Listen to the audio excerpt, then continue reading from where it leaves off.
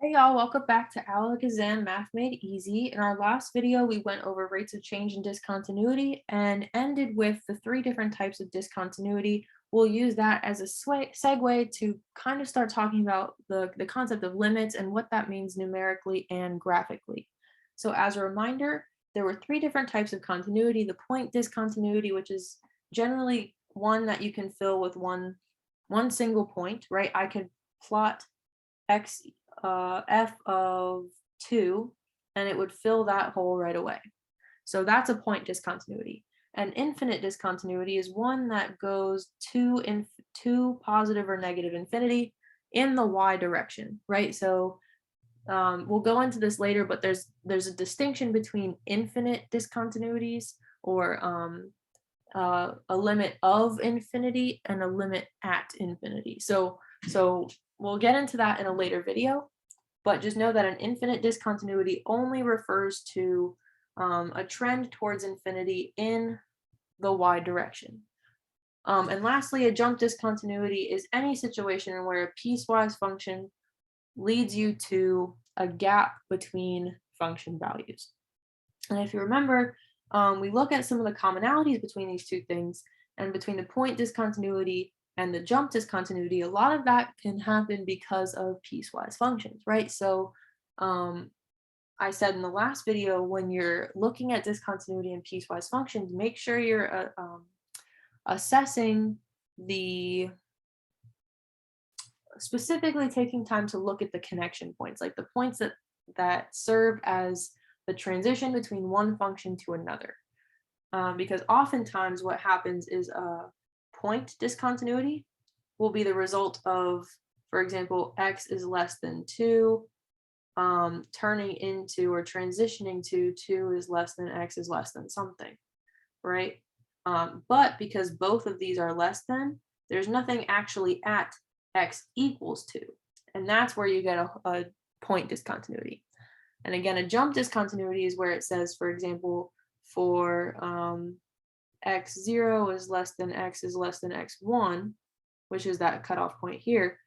You could have something, for example, y equals 2, and y equals 1 from x1 is less than or equal to x is less than or equal to x2, right? So here you can see that for x is less than this value, my function is 2.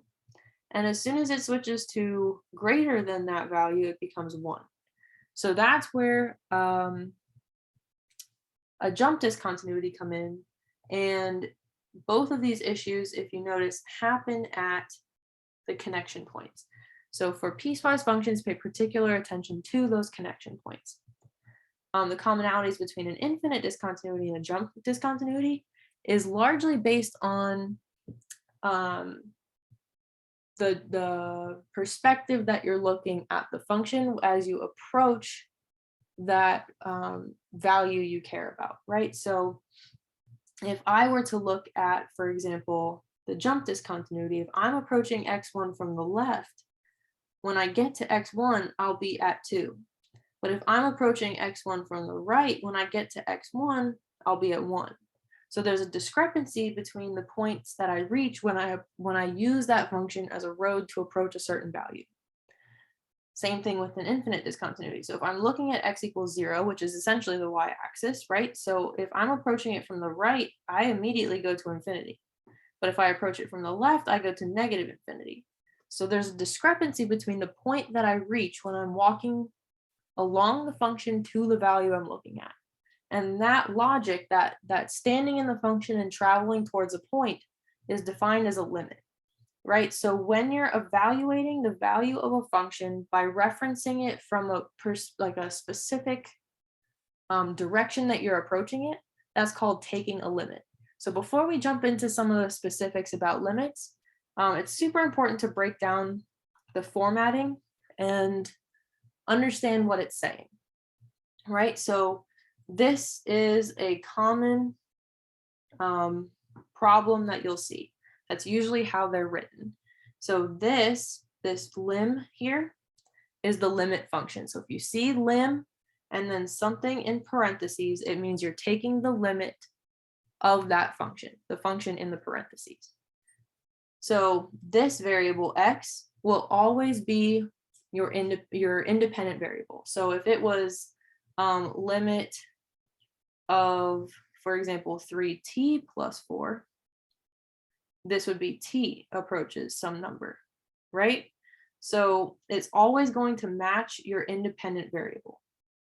So x approaches, right, because we're walking along the function, and it'll approach some number. And that's the number where we are evaluating the limit. So to just say this piece here, you would say it as the limit as x approaches 2, and then you would say of whatever function you're looking at. So this piece here could be anything. It could be x squared, it could be sine x, it could be e to the 2x squared plus 6, it could be anything. That's the function that you're evaluating. So another thing that you'll see, especially early on in limits content, so for homeworks, a lot of times on quizzes, you'll see this bottom row here. So you'll still see the limit because it's still a limit problem, and x will still approach some number, but you'll have a negative sign up here as essentially an exponent on the 2. It'll have a negative. And what that means is, instead of saying the limit as x approaches 2 like you would up here, you would say the limit as x approaches 2 from the left.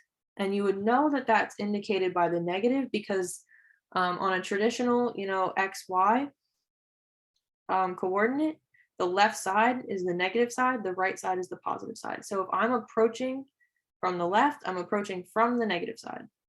So that's what this negative indicates. Similarly, if I'm doing the limit as x approaches 2 from the right, it means I'm walking along the function and approaching my value from the right side of that value. And then if there's nothing, like there was in the original example up here, if there's nothing, you just say the limit as x approaches 2 of whatever, right? So because it doesn't tell you what direction, so you're looking at the overall limit, right?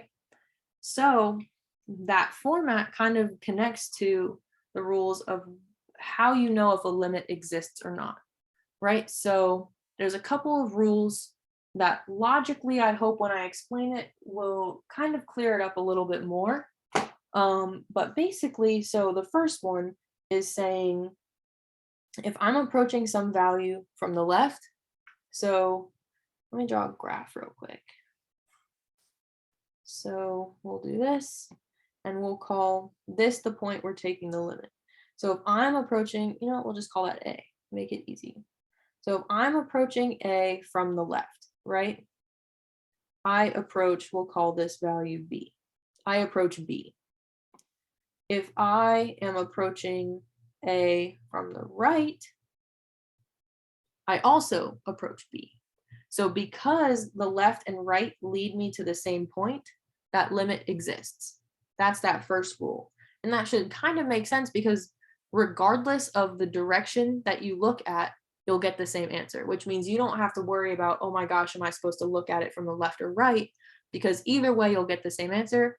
And that's kind of a guarantee that the limit exists.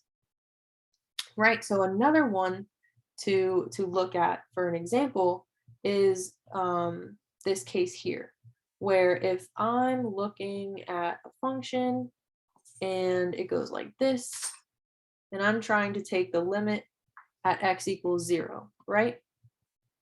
If I'm trying to take the limit as x approaches 0, we'll say from like the right, for example, it goes to infinity. And that's kind of tough to evaluate because it wouldn't exist. So a lot of times on homeworks, what it'll do is it'll list the limit is infinity or DNE. And DNE stands for does not exist. So a lot of the times those two options will be grouped together. Another one is an oscillating function. So an oscillating function is generally something that has a lot of vertical up and down variance in the function for a very small frame. So basically, if I'm looking at x approaches 1 from the left and right, it might have an oscillation and a half just near x equals 1. So it's really, really hard to clarify where that function value actually is at 1. So that's why it's generally understood that oscillating functions do not have a limit that exists. And then the last one is that the limit can't be the endpoint of an interval. So for example, if I look at the limit as x approaches 0 of the square root of x, right? So the square root of x, because remember, if we break it down, right, the first one is the limit. We'll start with as x approaches 0 from the right, which means I plug in theoretically something slightly higher than 0, right? So we'll call it 0.1. That has a valid square root. That's actually 0.01. No, it's not. Just kidding. But that has a valid, positive, real function that you can plug into a calculator and it won't throw an error. However, if I were to do the limit as x approaches 0 from the left of square root of x, I would have to plug in something slightly less than 0. So 0, we'll call it negative 0.1, which is complicated because you should have learned in algebra that you cannot take the square root of a negative value and get a value, like a real number. So because this value would not exist, you can't evaluate the limit at 0 because it wouldn't be the same value, right? These wouldn't be the same. So essentially what you would be doing is actually not satisfying that first requirement. So those are some of the basics of what a limit is, how it's usually written, how it connects to what we've talked about so far, and what it means for a limit to exist.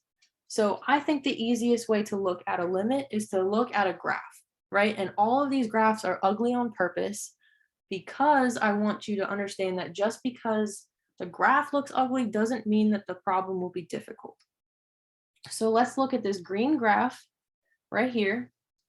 And let's look at these green examples, right? So we're approaching 3, that's this value here, and I'll draw a line to connect the actual point we're looking at. So we're looking at this point. And so the first question that I wanted to go over is approaching 3 from the left. That's that minus sign again, of the original function, the first function.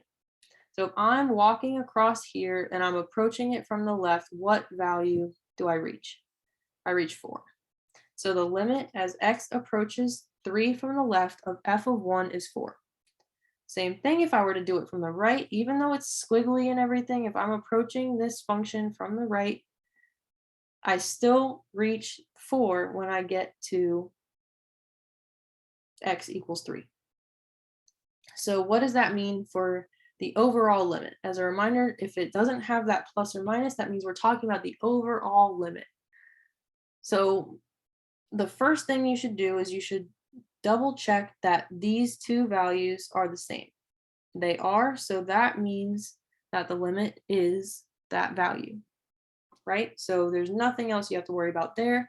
But another thing I wanted to kind of go over, and you'll see why I'm doing this in a second, is if I were to just look at the value of the function at that point, right, not the limit, just the actual value of the function, so where can I fill in a point at x equals 2, I would get 4.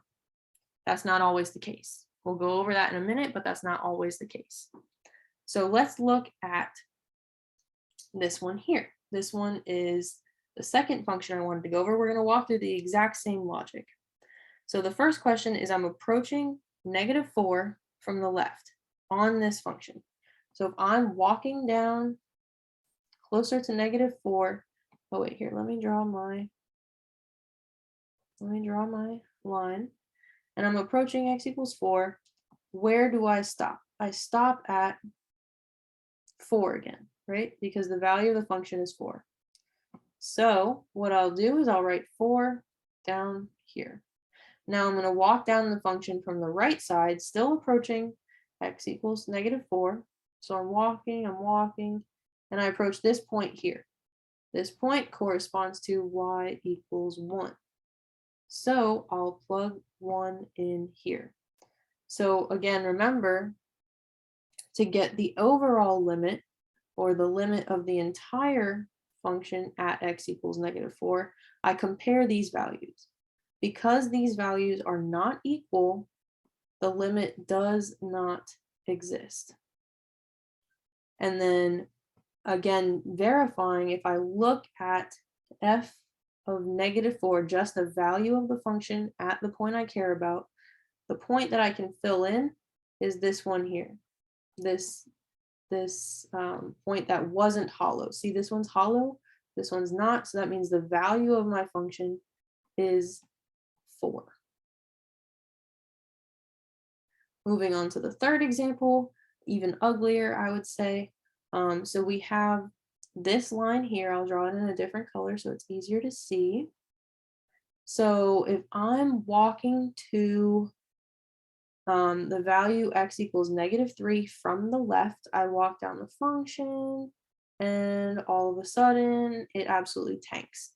So the value for the limit as x approaches -3 from the left would be -infinity, because that's the direction that it's going, right? It doesn't indicate that it'll, for example, swing back this way. It doesn't indicate any of that. It'll keep going down forever. And if I'm approaching x from the right, I reach this point here, which corresponds to y equals -2. So again, we're going to compare these two values to get the overall limit. Those are not the same, so it does not exist. And again, if I look at the function value at -3, this point is not hollow, it's filled in. So that means at -3, the point is, or the actual function value is -2 as well. So in these two examples, it shows you that the function value is an example, is one of the values that we've looked at. So the function value so far has, I can walk up and I can approach this point, right? And at some point that'll be the function value. That's not always the case. So if I'm looking at this fourth quadrant, right? This one here, if I approach 1 from the left, I get to y equals -2. If I approach it from the right, I approach y equals -2. Because these numbers are the same, the overall limit is -2. But if I were to look at f of 1, right, the actual value of the function at that point, there is no value at that point because the whole is hollow. So the actual function value does not exist. And that's perfectly fine. Another case you would look at is, for example, if I were to look at the function value and there was some random point here in line with x equals 1, my f1 would not be does not exist. It would be x equals -4, because that's where the actual point on that line is. So just because you have a limit does not mean the function will always be there. Just because you have 2 points approaching two different things does not mean that the function will be at one of those things. For example, if I were to erase this, put a blank hole here, and fill in a hole up here, for example, the function value would not be 4, it would be 1. Because that point, the value of the actual function at -3 would correspond to 1. So that's an example of how sometimes it's really, really helpful, even if you think you've mastered limits, to just walk through the logic. And I promise you, every single calculus class I've seen, and I've been a calc tutor for probably 5 years now, every single calculus class I've seen on the limits homework walks through these 4 steps for at least 15 or 20 problems on that first homework, because that logic is something that you should hold on to for the rest of Calc 1, is walking through from the left, from the right, are they equal, what's the function? 100% of the time. So that's kind of helpful. The graphical way is helpful to visualize what a limit actually means, right? But a lot of the times we use limits on ugly functions because it helps us understand them in a more conceptual way, in a more thorough way. So a lot of times we're not going to actually draw the graph. And so the easiest way, we'll go into more cases in I think the 4th video, I want to say, in this series. But the easiest way to solve a limit numerically is to plug in the value into the function. So remember, this was the format for the limit, right? You're given some value that x is approaching, and you're given some function that you're evaluating. So there's 2 steps to this part, right? Because we've already determined that continuity is important for determining limits. So that's super, super important, because if the function is discontinuous at a certain point, then we cannot evaluate the limit at that point. So first, check out this function. Is it continuous? Are there holes? Does it go to infinity at any point? In this case, no. You have to be really careful when you're looking at fractions, because fractions will sometimes, the denominator will always at some point equal 0. Or not always. In many cases, the denominator will end up equaling 0. And anytime the denominator of a fraction equals 0, that function becomes discontinuous. And that you have to take care of when you take the limit. But that's something we go into in a later video. So at this point, we've already determined that this is continuous. So now, literally all we have to do is plug in x equals 2 into that x. We have 3 times 2 plus 4 equals 10. So our limit is 10.